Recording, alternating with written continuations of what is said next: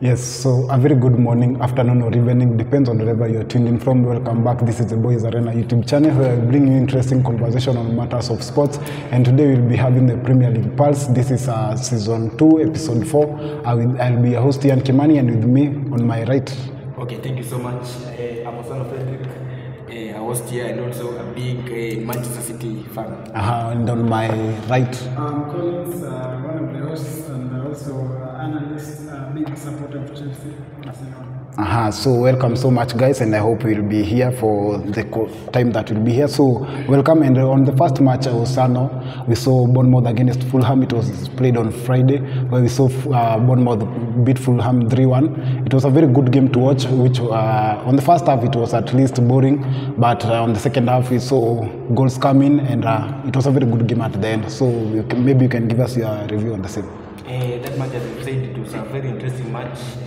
As we also during the first half, I think both teams showed their strength in both halves, and it ended. I think it ended in a draw. And then after coming after the break, we saw Semenyo showed some very impressive game. He scored 2 quick goals, and eventually Bournemouth won that game. So I think currently Bournemouth, I think still the team that we saw even last season. I think they are still the same team, and they are doing what we expect.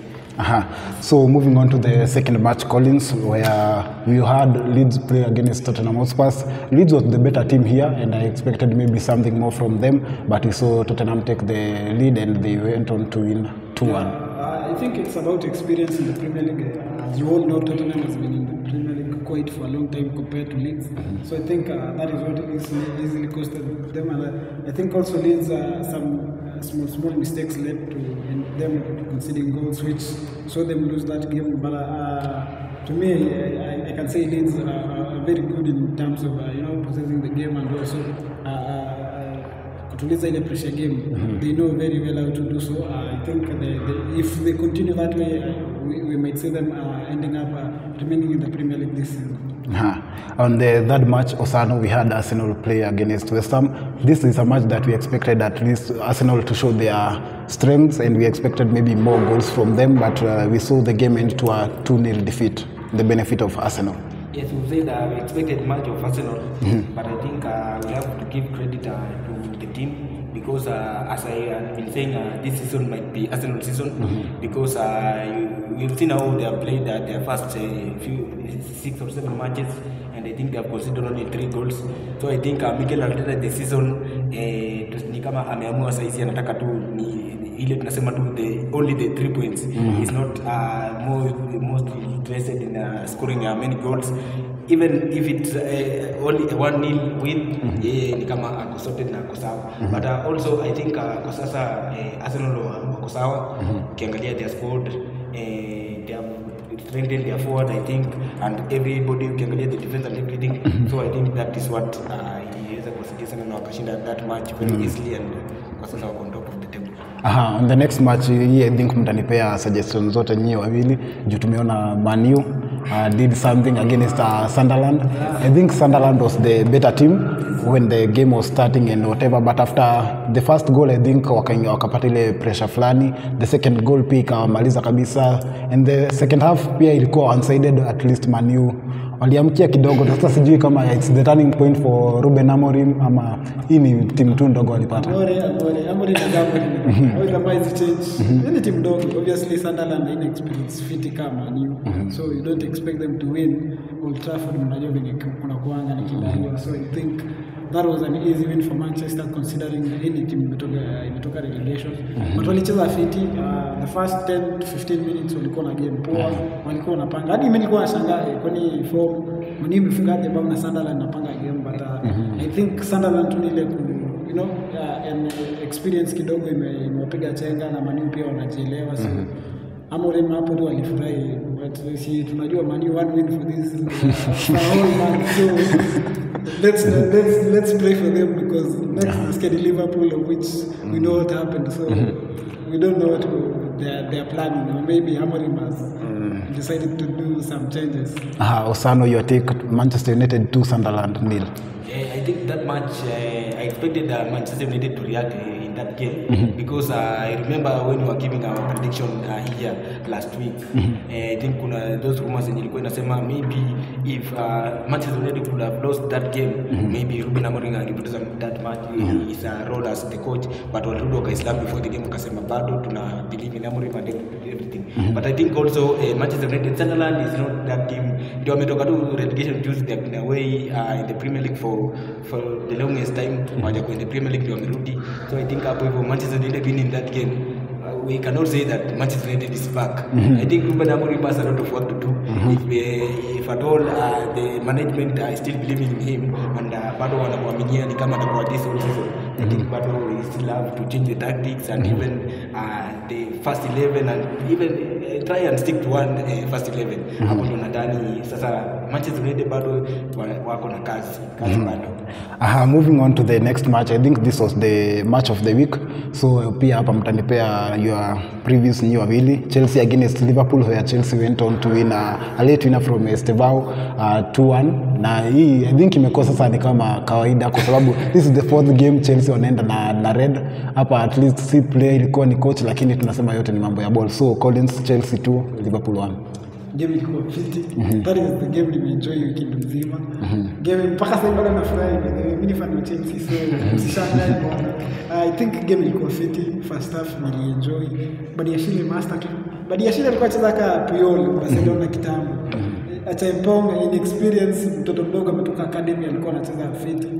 I think Isak alikuwa anahangaika. I think Gakpo kidogo alipotea first half. But I think hiyo game ilikuwa entertaining sana because timu zote zilikuwa zakimbizana. Salah anapata ball despite kuwa mchoyo, but alikuwa anapata chances. Kukurela pia amemlemea, Badiashile alikuwa anafanya kazi safi. So I think Chelsea deserve to win. Hata walifungwa kwa moja, I think kidogo wakashuka, then zile substitutions ndio zikaweza ku make the difference because nadhani ilipewa ku make subs mingi. Nadhani ni ile mbili tatu wakatulia. Actually I think wao walikuwa wanangoja draw because second half about 85 minutes walikuwa na Chelsea were more attacking than defending. So I think that is now to tell you, when you are to go draw, you should not defend, you should go more attack because you don't know what might happen. Football is football. Mimi naweza kufunga juu niko na attack, kama mimi naweza concede goal juu nilikuwa nimeconcentrate kwa attack. So I think Chelsea ilicheza game poa sana.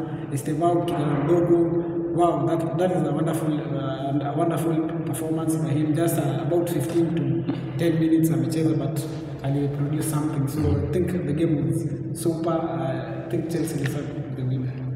Osano, Chelsea 2, Liverpool 1. First of all, I think Collins have talked, I think I've summarized all, but let me just add some few points. First of all, I didn't watch the game itself, but I would like to talk. You said this is now the fourth game in a row Chelsea are receiving red cards in their matches.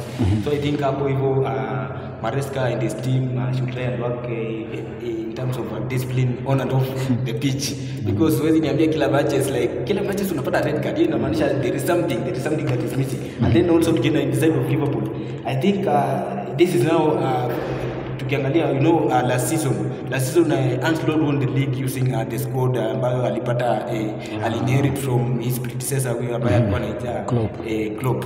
Alipata hapo. Now this is the season, ameanza season na his own squad, amenunua wachezaji and everything. So I think and adding on that, I think Liverpool having ukiangalia kama ni forward I think kuna master hapo mbele, kuna Mohamed Salah, kuna Alexander Isak, kuna huyu Ekitike ameingia, kuna Gakpo. So I think hapo hivyo Ancelotti needs to see how we work with them, and nadhani itakuwa ni ngumu sana this season. Sioni Liverpool maybe even finishing number 2 itakuwa ngumu sana. So ukiangalia ni kama they was started, walipigwa the last match in the Premier League, wakaenda kule Champions League pia they lost against Galatasaray, and then now Chelsea in that game wakachapwa. So I think hapo hivyo Ancelotti na his team sioni spita kwa this season.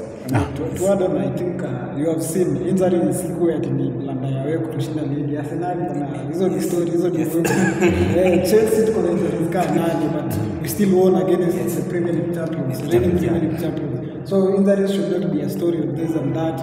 I think tu ni manager kujipanga na ile timu yake na at least kuaminia players. I mean Maresca ameaminia Badiashile, tulikuwa tunajua huyu jamaa atatupea mlanda kwa game, but he trusted him mpaka ikafika level huyu mzee anacheza fantastic ball. So I think injury is not a matter of making you win the league or not. I think ni venye coach tena na mentality yako na venye utapanga timu yako na venye utakuaminia na wewe kuaminia players. So because of time we move on to the next match. Osano, Aston Villa against Burnley. Aston Villa 2, Burnley 1, and I think Aston Villa walikuwa wameanza season vibaya, but sasa tunaona ni kama kuna turn around. So what's your take on Aston Villa against Burnley? Yes, umesema tu vizuri hapo hivyo. Aston Villa walianza msimu vibaya sana. I think walianza msimu vibaya sana, but now I think Unai Emery ni kama team squad imeanza kurudi. Kama sasa the players are clicking in, and even unaona walichapa Burnley, and Burnley even though wametoka kule relegation, Burnley is not a bad team. Team imesungua big teams tumeona hapa vile ligi imeanza. So I think hapo hivyo ni kuonesha ni kama Aston Villa are coming back to life, and wacha tuone the coming games vile watacheza na vile wataperform. Yes. Moving on to the next match, Collins, Everton against Crystal Palace. Na nakumbuka tukifanya predictions tulisema hii Everton core wamekuwa unstoppable. Kwa hii stadium yao they have been unstoppable, na tuliona waliweza kuend ile unbeaten run ya Crystal Palace. So Collins, Everton against Crystal Palace 2-1. I think hiyo game ilikuwa fiti sana. Personally niliwatch because kuna players kadhaa nilikuwa nategemea pale fantasy kidogo ni disappoint.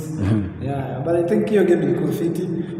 Crystal Palace wanajituma, but kama sipo iko yako mzee inabidi tu ukubali. I think at the end of the day Crystal Palace walikuwa na game fiti, but the end result ilikuwa Everton win the game. So I think ni ile tu discipline ya players. I think ile penalty considered very cheapish. Ilikuwa very cheap penalty. Hiyo angewacha hata consider bao ama huwezi jua hili inaweza happen in football. But yeye alijicommit ule lokuwa alijicommit akameka timu yake kasafa, and I think atakuwa the talk of the team kwa nini ulifanya hivyo, but I think hiyo game ilikuwa fit, it was enjoyable. Crystal Palace but wanajua defend by the way, even though they are playing back three, but their defense is so solid.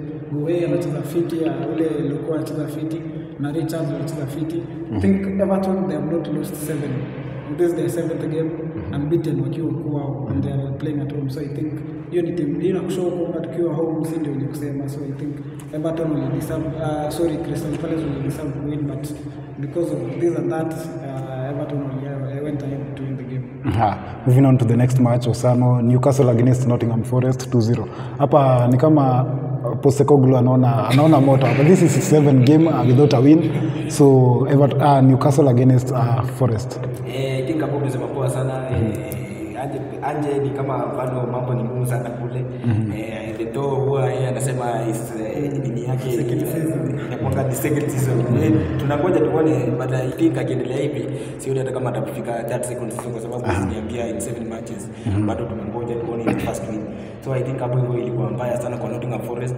I think Nottingham Forest wana hapo ndio sasa you'll see ile plan alifanya kufuta the previous coach Nuno Espirito.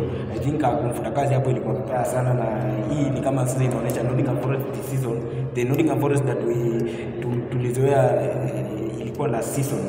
This season itakuwa ina struggle sana. And then talking on Newcastle side, I think Newcastle pia ni kama wameanza, I think ligi walianza kwanza with that ile na ushindi nini, but I think kwa sasa umeona tuliona juzi in the Champions League they won, was it 4-0 or 5-0, and then wamekuja hapa jana wamepiga Nottingham.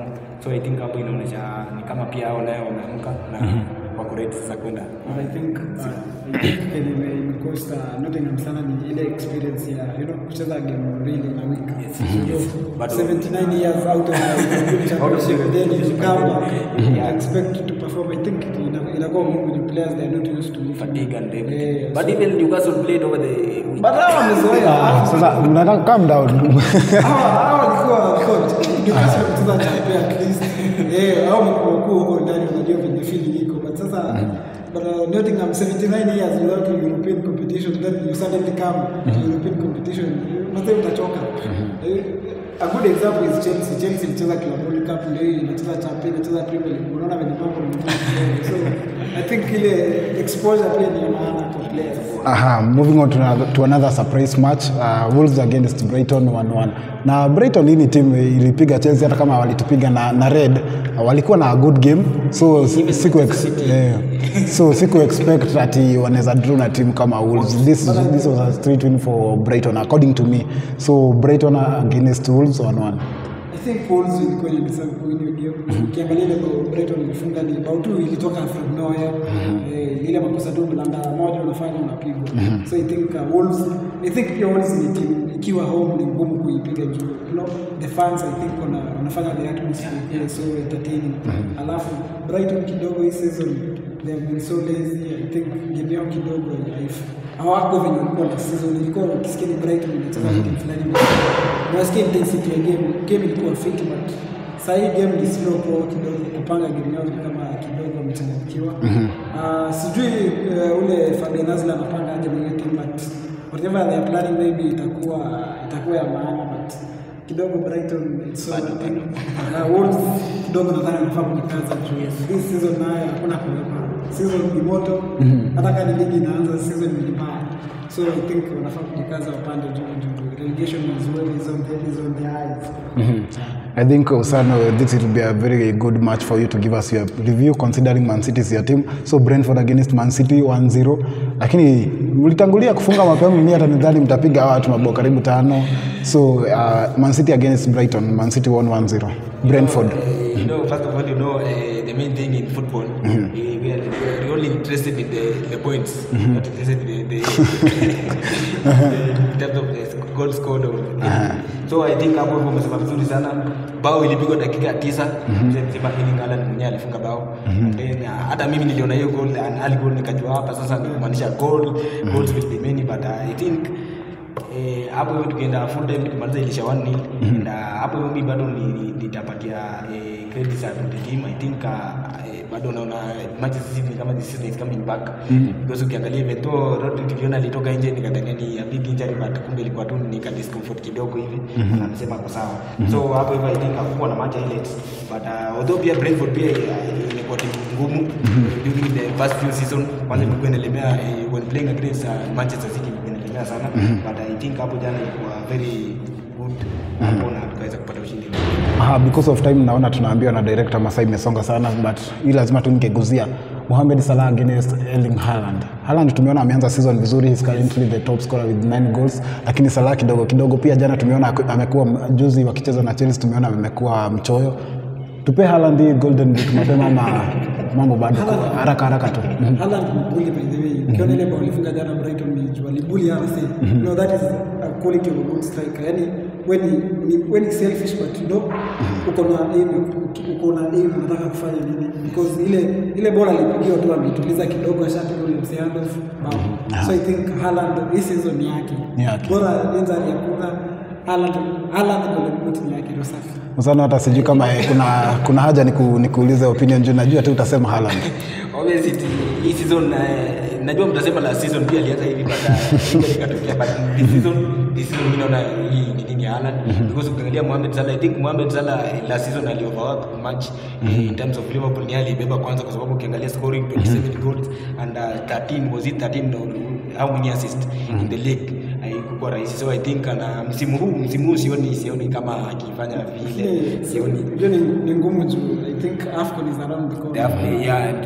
AFCON kwa bado atatoka, so kumaanisha this season Mohamed Salah sioni. Lakini hata mkiekelea AFCON wanaweza kuja AFCON na wapige match ya kwanza. Anyway, that is something else we'll come to discuss. Thank you so much for creating time to be with us, and keep liking, sharing and commenting. We'll see you very soon. My name is Ian Kimani.